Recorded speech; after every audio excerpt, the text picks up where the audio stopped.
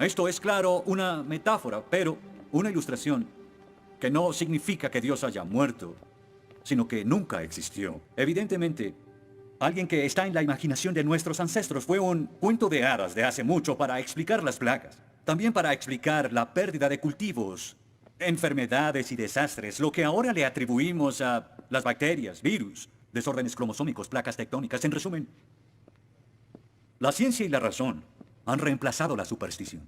Y somos el resultado de todo eso. Y con su permiso, me gustaría evitar este debate sin sentido y saltar directo a la conclusión que todo estudiante debe saber. No hay Dios.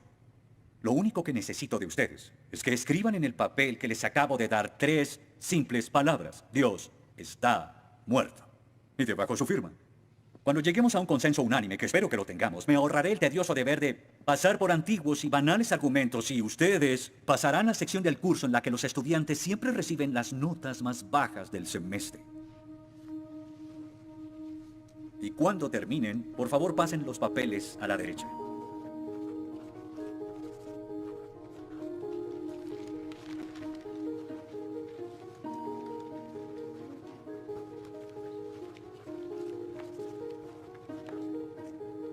Gracias.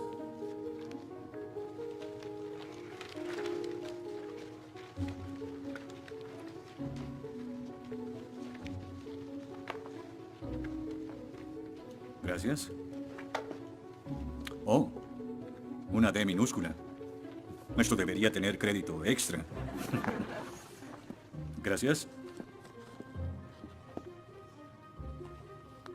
Disculpe, señor... Wheaton. Josh Wheaton. Señor Wheaton, ¿le pasa algo? No puedo hacer esto. No puedo hacer lo que pide, soy cristiano.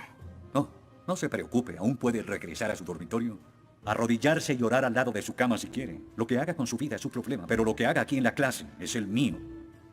Yo no puedo. Muy bien, señor Wheaton. Déjeme explicarle la alternativa. Si no puede admitir que Dios está muerto para el propósito de esta clase, entonces tendrá que defender la antítesis de que Dios no está muerto y será enfrente de la clase, en el atril.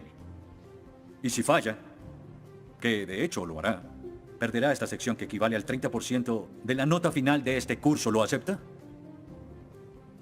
¿Quién decide si gano o pierdo la discusión?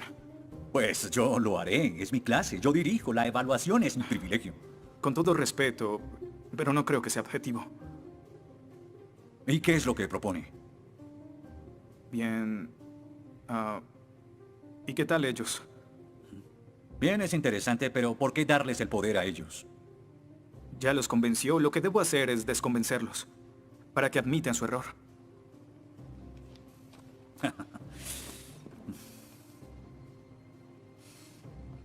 Bien.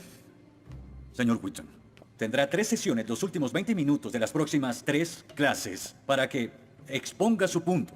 Le prometo que haré las menores interrupciones posibles. Puede pedir lo que quiera en la clase, pero no le daré más tiempo. Claro, será responsable con las otras tareas de la clase. Pero puede cambiar de opinión y traer la hoja firmada.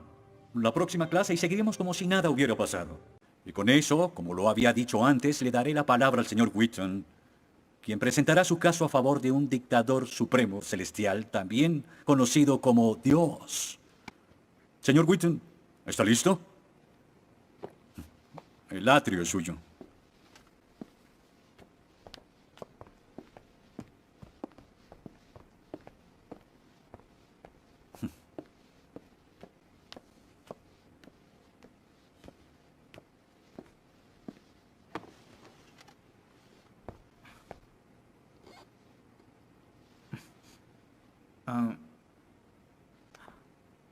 Los ateos dicen que nadie puede probar la existencia de Dios, y tienen razón.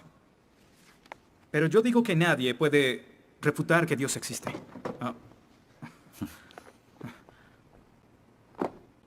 Pero la única forma de debatir este asunto es observando la evidencia disponible.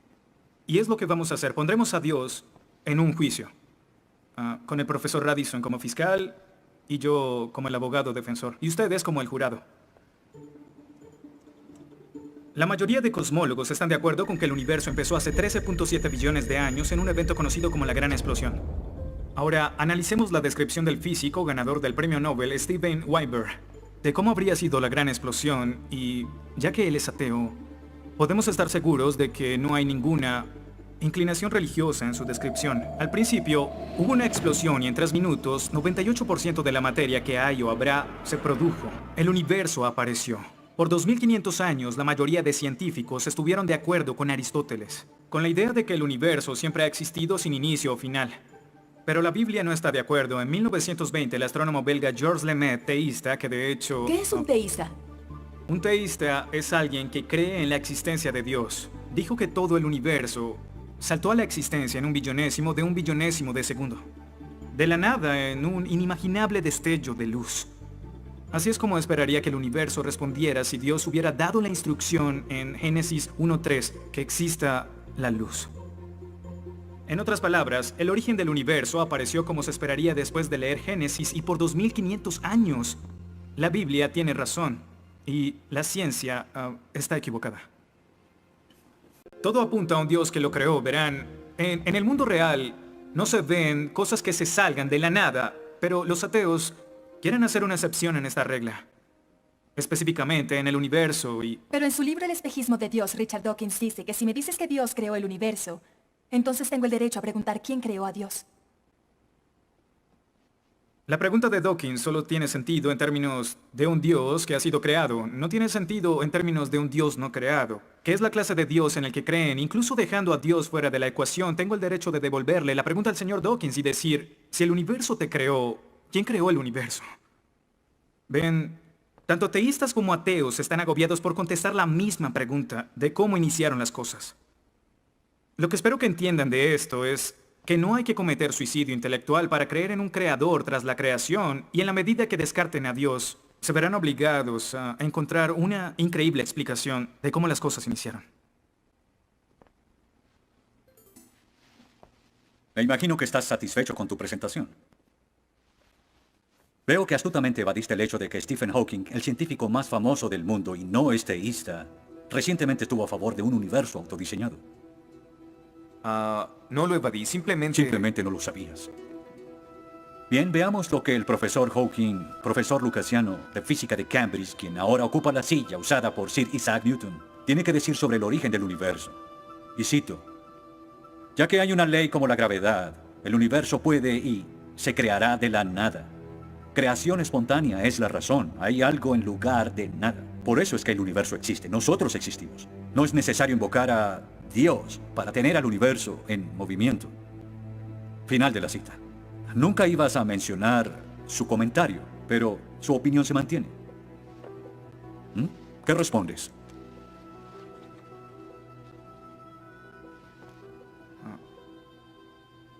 No sé. ¿No sabes? Pinché el globo de todo tu argumento con un solo alfiler y... ¿Tú no lo sabes? Oh. Señor, me gustaría decirle que tengo la respuesta perfecta, pero no quebranta mi fe. Oh, ok. Así que el más grande cerebro científico de toda la historia dice que Dios no es necesario, pero un estudiante de primer semestre dice, oh, sí lo es. Wow, ¿sabes?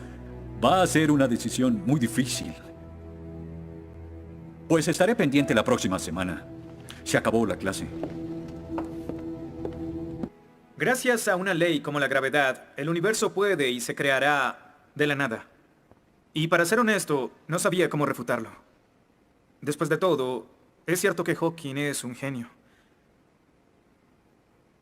Pero el profesor John Lennox, quien enseña matemáticas y filosofía, ha demostrado que no hay ni uno, ni dos, sino 3 errores de lógica en esa simple frase y se reduce a un razonamiento circular. Hawking básicamente está diciendo que el universo existe porque necesitaba existir, y como el universo necesitaba existir, se creó a sí mismo. Es como si les dijera que la carne enlatada es la mejor que haya existido porque en toda la historia no hay comida que sea mejor. Quizá me vean extraño y les digo que nunca he probado nada más. Y tienen razón, lo estoy ratificando. Pero cuando Hawking afirma que el universo se creó a sí mismo porque así debía ser, y luego dice que tiene una explicación de cómo y por qué fue creado, no reconocemos que está haciendo lo mismo. Pero así es. Continuando con Lennox, sandeces se quedan en sandeces, aunque sean dichas por un famoso científico. Y el público asuma que son declaraciones de la Este es ciencia. el tope de la arrogancia. ¿Me estás diciendo que tú, un estudiante, afirma que Stephen Hawking está mal? ¿No? Lo que digo es que John Lennox, profesor de matemáticas y filosofía, encontró que las razones del profesor Hawking son incorrectas. Y si no soporta mi desacuerdo con Hawking, le sugiero que vaya a la página 5 de su libro, en donde insiste en que la filosofía está muerta. Y si está tan seguro de la infalibilidad de Hawking y la filosofía realmente está muerta, entonces no hay necesidad de esta clase.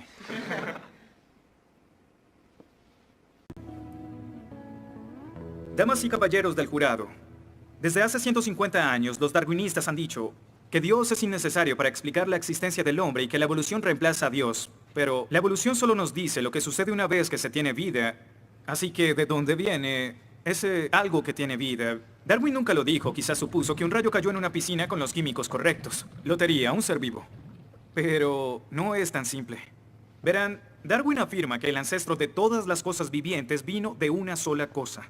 Un organismo simple que se reprodujo y se modificó con el tiempo en una forma de vida más compleja. Por eso es que después de contemplar su propia teoría, Darwin pronunció su famosa declaración: Natura non fucking saltum, lo que significa: la naturaleza no salta. Y como el famoso autor Lee Strobel dijo, si puedes imaginar los 3.8 billones de años que los científicos dicen que la vida ha estado entre nosotros en un día de 24 horas, en el espacio de 90 segundos, la mayoría de grupos de animales de repente aparecieron en las formas que actualmente tienen. No como Darwin predijo, sino en términos de evolución, casi instantáneamente. Así que, la naturaleza no salta, se convierte en la naturaleza dio un gran salto. ¿Cómo los teístas explican tanta información biológica? Y Dios dijo, que las aguas se llenen de seres vivientes y que vuelen aves sobre la tierra en la expansión de los cielos. Dios creó los monstruos marinos, los diversos seres vivientes que llenan las aguas y todas las especies de aves. Y Dios vio que esto era bueno. Génesis 1:20. En otras palabras, la creación sucedió porque Dios lo dijo. Y lo que parece para nosotros un proceso oscuro sin guía, pudo realmente ser controlado de principio a fin. Se dice que el mal es el arma más potente del ateísmo contra la fe cristiana. Después de todo, la existencia del mal nos lleva a una pregunta. ¿Y si Dios es tan bueno y tan poderoso, por qué permite que el mal exista? La respuesta a esto es muy simple. Libre albedrío. Dios permite que el mal exista por el libre albedrío. Desde el punto de vista cristiano, Dios tolera el mal en este mundo por un tiempo, para que un día todos los que eligieron amarlo estén con Él en el cielo, apartados del mal, pero con el libre albedrío intacto. En otras palabras, la intención de Dios con el mal es destruirlo un día. Oh, qué conveniente.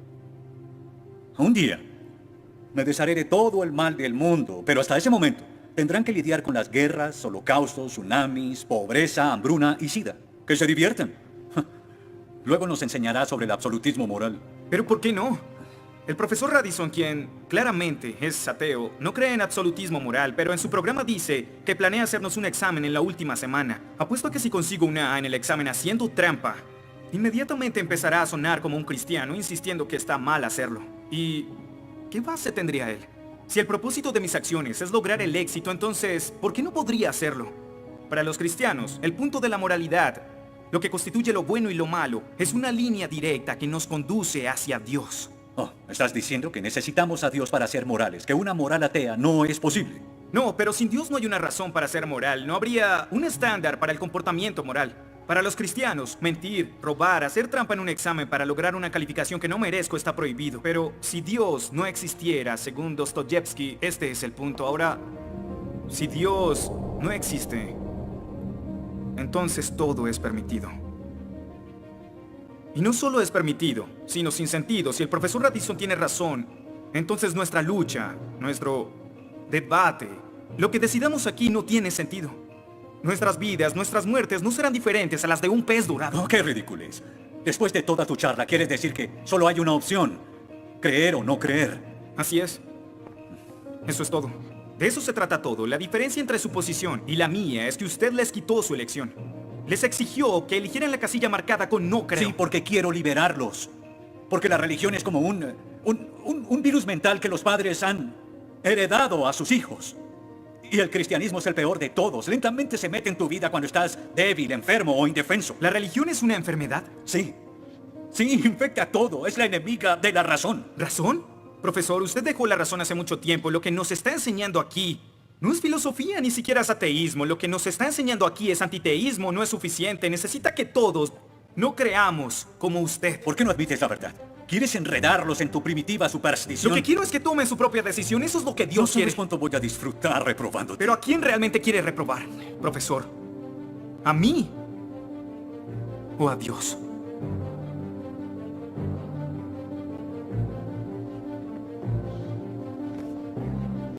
¿Odia a Dios? Ni siquiera es una pregunta. Ok. ¿Por qué odia a Dios? Esto es ridículo. ¿Por qué odia a Dios? Responda la pregunta. ¿Ha visto la ciencia y los argumentos? La ciencia avala su existencia, conoce la verdad. ¿Por qué lo odia? ¿Por qué? Esta es una pregunta simple, profesor. ¿Por qué odia a Dios? Porque Él me quitó todo lo que era importante para mí. Sí, yo odio a Dios. Todo lo que siento por Él es odio.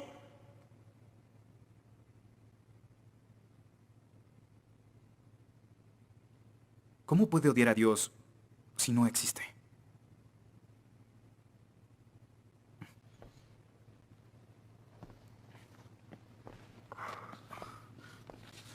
No probaste nada. Quizá no. Ellos deben elegir.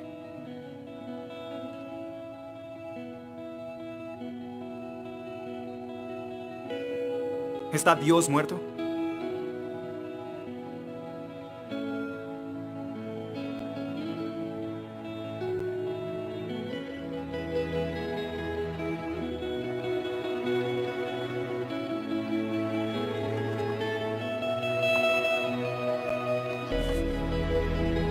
Dios no está muerto. Dios no está muerto. Dios no está muerto. Dios no está muerto. Dios no está muerto. Dios no está muerto. Dios no está muerto. Dios no está muerto. Dios no está muerto. Dios no está muerto.